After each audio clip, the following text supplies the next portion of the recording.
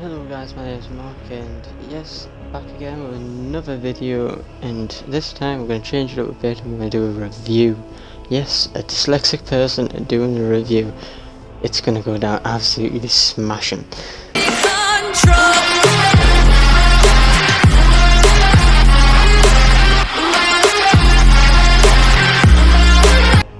Just an overview, it's going to be on Call of Duty Cold War, which is based in 1980s of the Cold War. Its campaign follows the CIA officer Russell Alder as he pursues Persis, an alleged Soviet spy whose started goal is to survey towards the Soviet Union.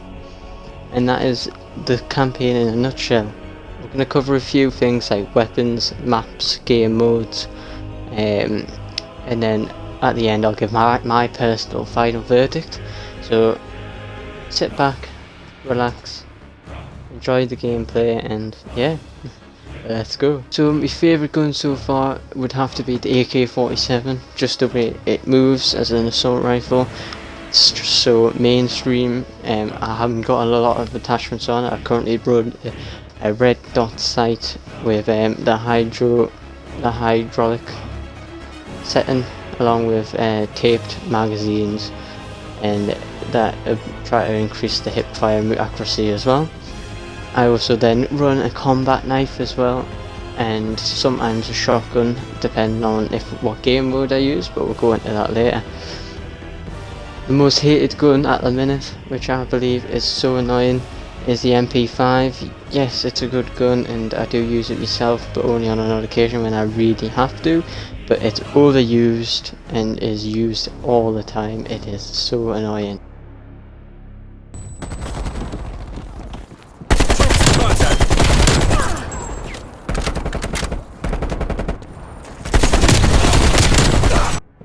The gun customization is good. The way it pans it out, and you have to it's kind of like Modern Warfare in that way, the way you have to go in and customize your guns. The setting could have been changed a bit more and upgraded a bit more, I would say, instead of having to go in and find out what you've actually upgraded or what you've actually won, leveled up, so what you've unlocked. Instead of normally it comes up with a highlighted bit, oh, you've unlocked this on this weapon. Now you have to scroll through and try to find what you've actually unlocked, which could be a downfall. Enemy deleted.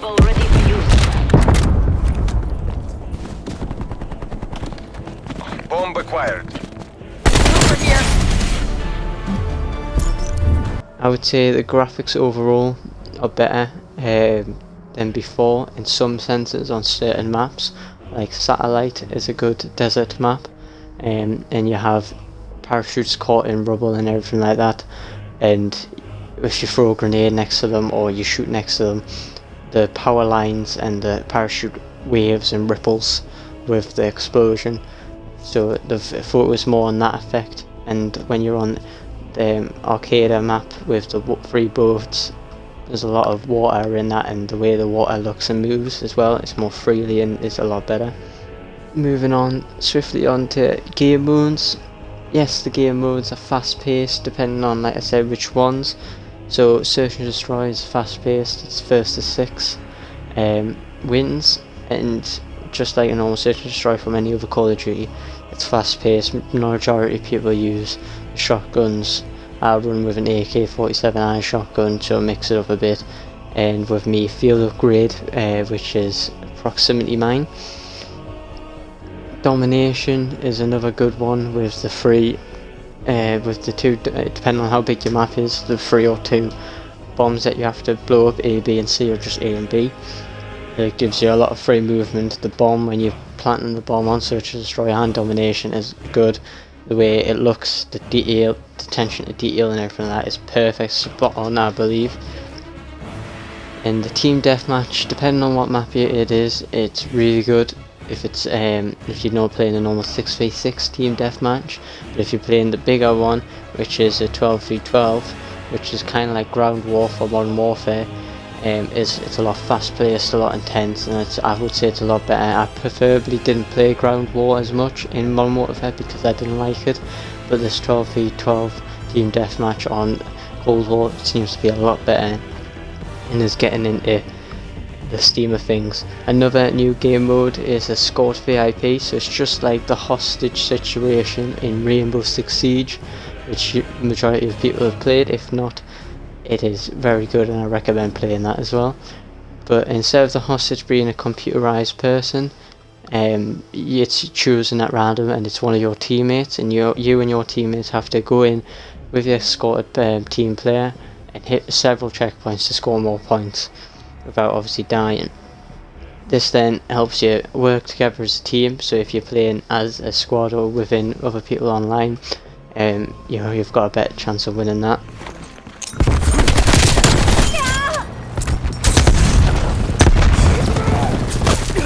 The maps, Cold War only launched with 8 maps online, only 8 multiplayer maps, and the sizes vary with a few small, a handful small and the rest big.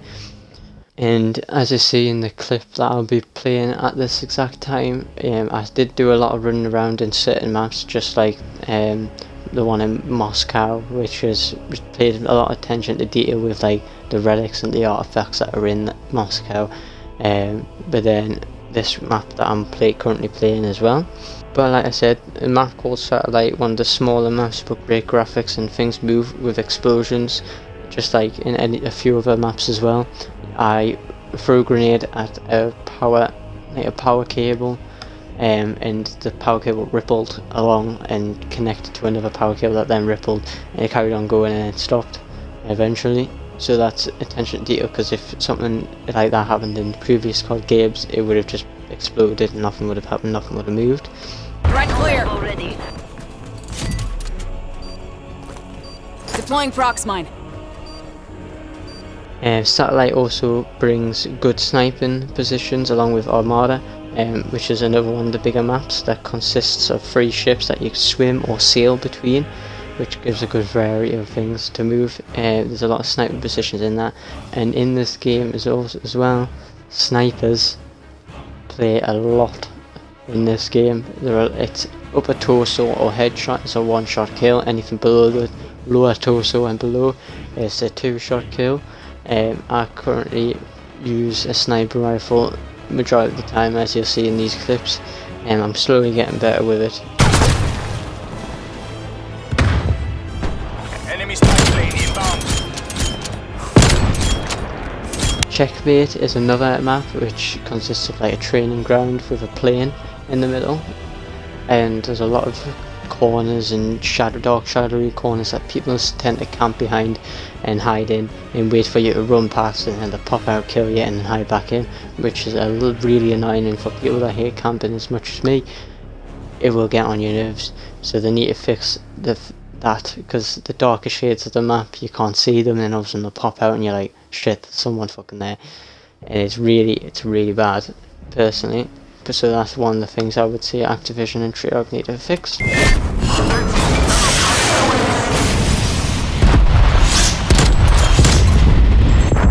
So my verdict after all, I would say multiplayer wise it does match the price tag that's going on at the minute, whether you're getting on a Black Friday deal or if you're just buying the standard edition. And overall I would say that the game is good. Say Dyslexic again. The game is good with the multiplayer way and the graphic side of things, but they need to condense some maps when playing the 6v6 and then open them back up when you're playing the bigger maps, just so you're not running around all over the place and struggling to find people. But yes, I would say 100% justifies the price tag on the multiplayer and the zombie side. I might do a zombies review video if you would like, and if I get a lot of feedback from it, then I definitely will, and then I'll do a campaign one as must. But with the campaign, I would not buy it if you just want to play the campaign. It is slow, it is annoying, you have a lot to do with they've brought out side quests, which is annoying. Instead of just playing one storyline and keeping it simple, you have options, which I would say is good. And you have, like, if you choose this option, you're and I would recommend the game to my friends, but only if they want to play the multiplayer and if they enjoy the multiplayer more.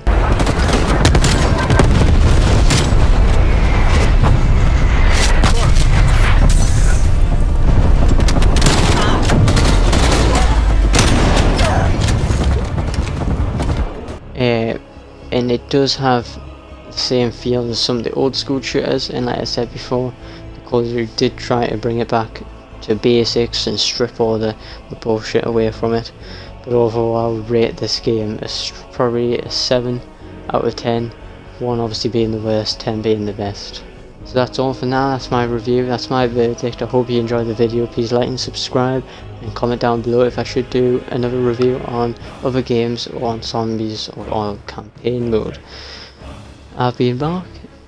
My dyslexia did not fuck this up, so enjoy and good night.